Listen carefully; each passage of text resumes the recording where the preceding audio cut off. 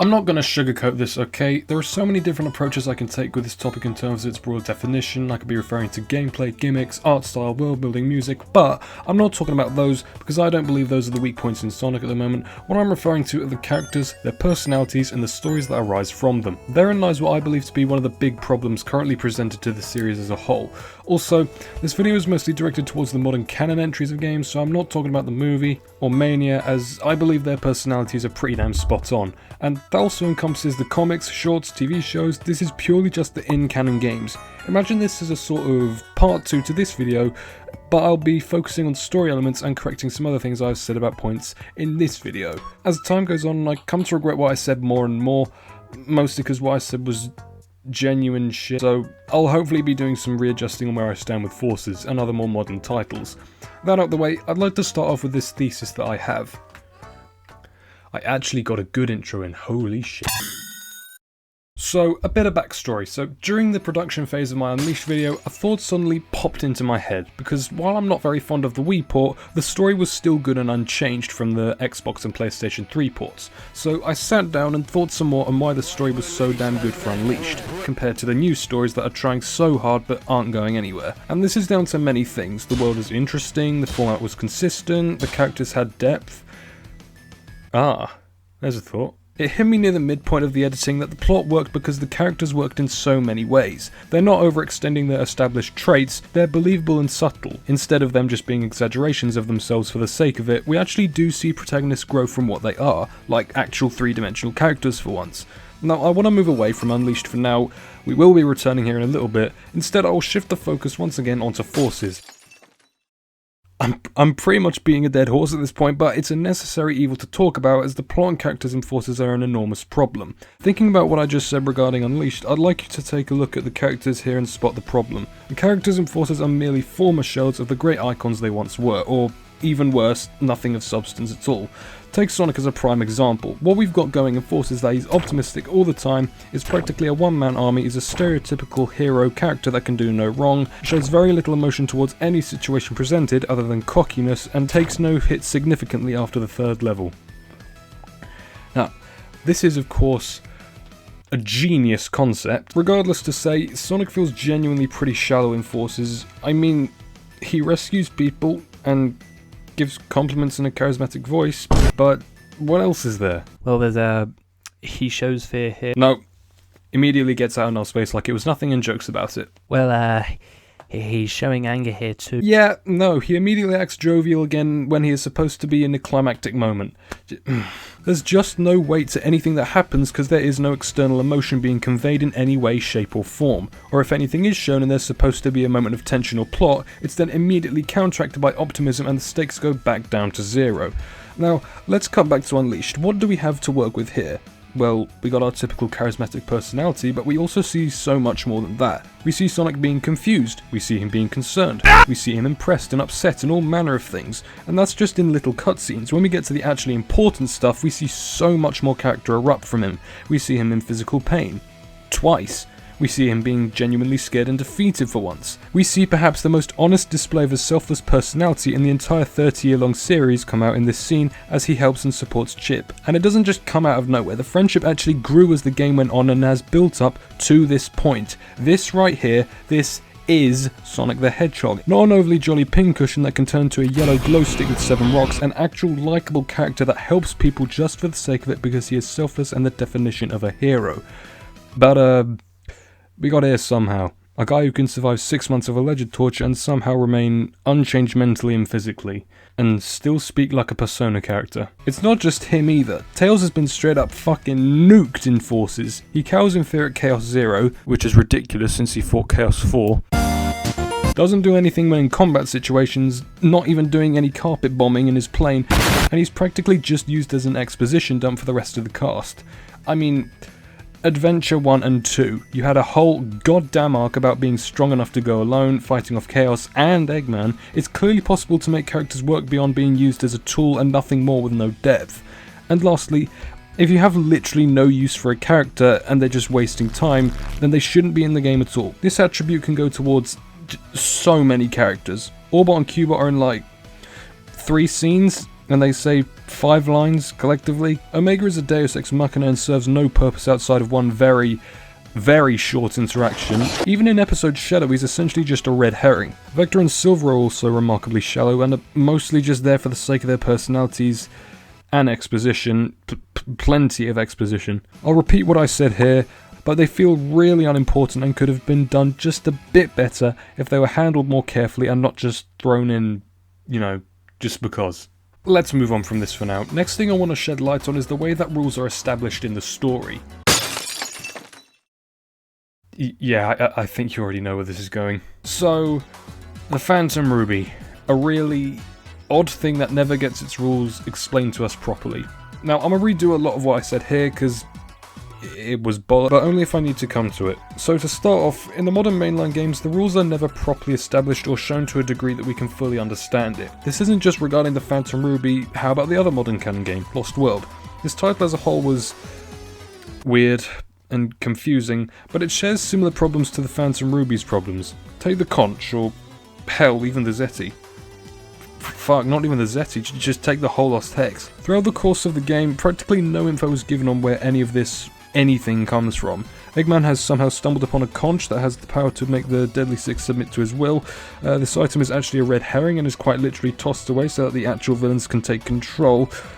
Okay, and then the Deadly Six and the Hex. What?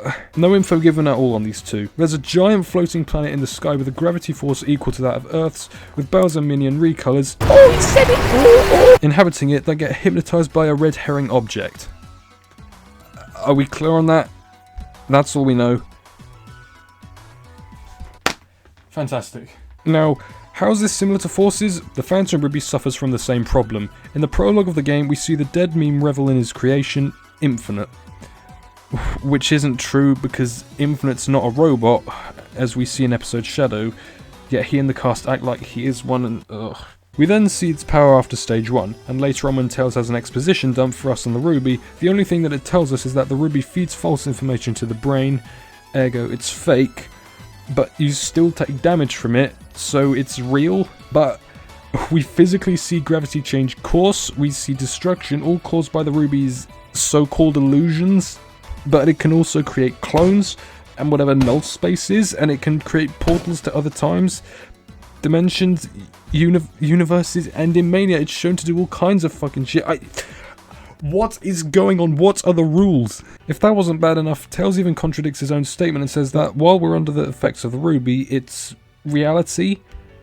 But he and other characters have said several times that it's fake. Oh my god. You don't have to explain every mechanic or feature in a game. Sometimes it's best not to know.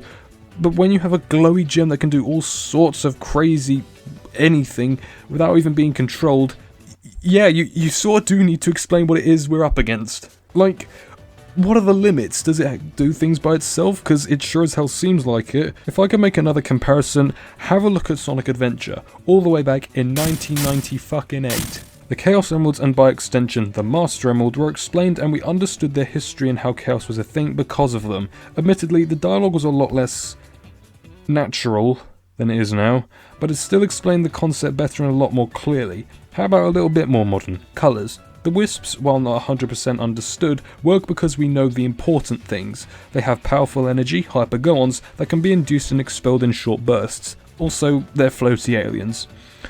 I think they're allowed to pull off a bit of bullshit and get away with it to an extent. When you push the possibility of what a game's mechanic can do so far without establishing the rules, it will end up just being downright confusing and will lose believability. Here when Mania Sonic comes racing into the story, it sort of just happens, out of nowhere, and that's that. Also, I made the mistake of not recognizing this was the Sonic from Mania in this video, so,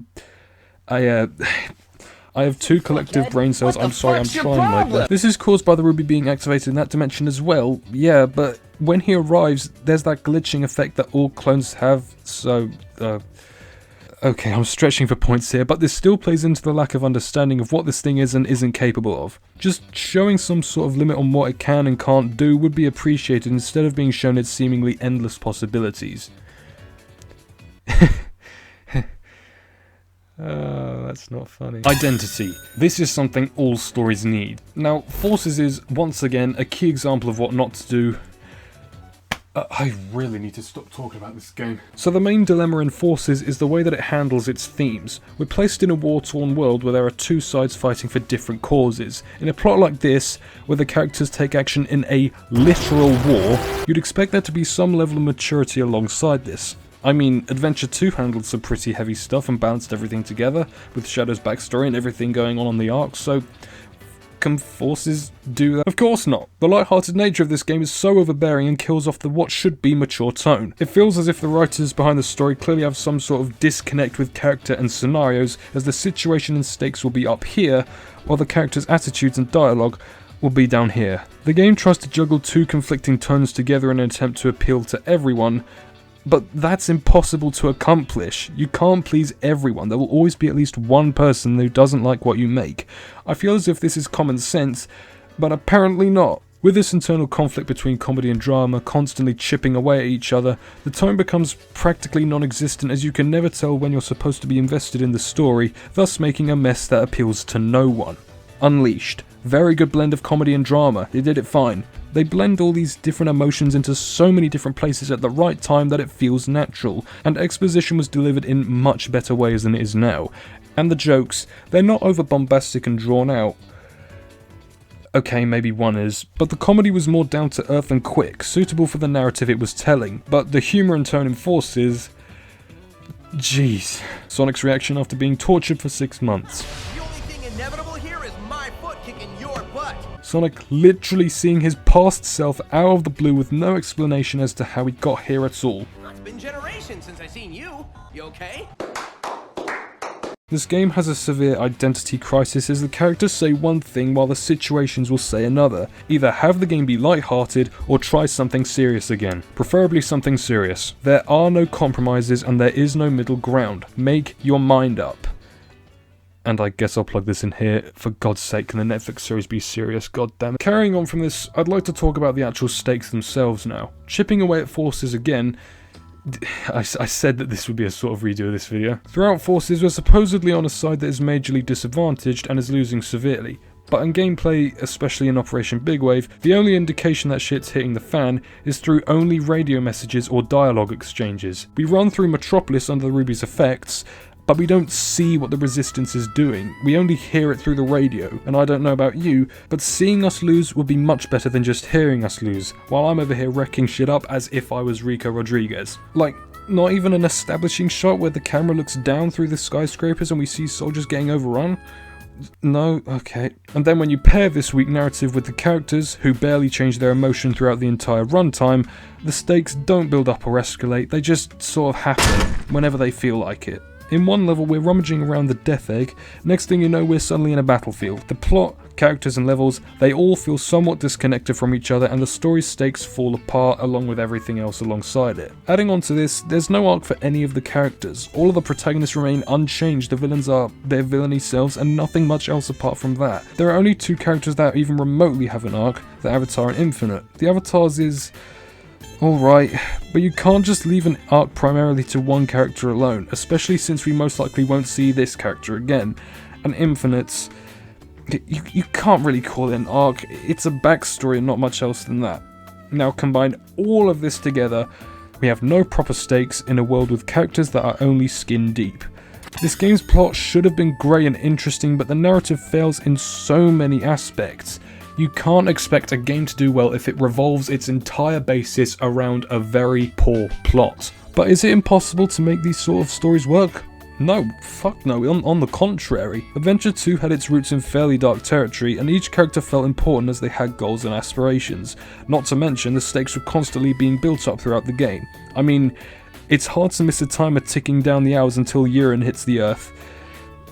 I'm sorry, I can only see this scene as the dub now. But I'll link it back to Unleashed again. Not only did we have Sonic's arc, but Chip has his, where he finally found his purpose again. Tails actually does something for once in the game. The characters all had depth. And the stakes, I mean...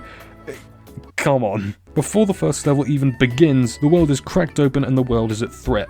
Immediate stakes are set, and we work our way through the world to piece it back together. But before we reach the end, Chip has his revelation, and things feel as if they're coming to a satisfying conclusion. The last levels are set in a place that looks like hell on earth, and the final boss, it's an excellent payoff. Here the stakes go even further beyond, as it appears as if Sonic will lose. They actually tried to make a logical story for once. What Unleashed has, Forces lacks. Because the darkness begins sweeping across the globe, Dark Gaia returns in full force, and Sonic is actually vulnerable. We need more of this. We need to actually feel the wins and losses in the story. We need to see Sonic at his worst and most vulnerable point, as he's not invincible. And we need to see him recover, either with the help of allies or from sheer will, to bring the entire story home. We need stakes again. Sega does not need to just resort to more dumbed down plots for Sonic games, so let's maybe try more of that, just a thought.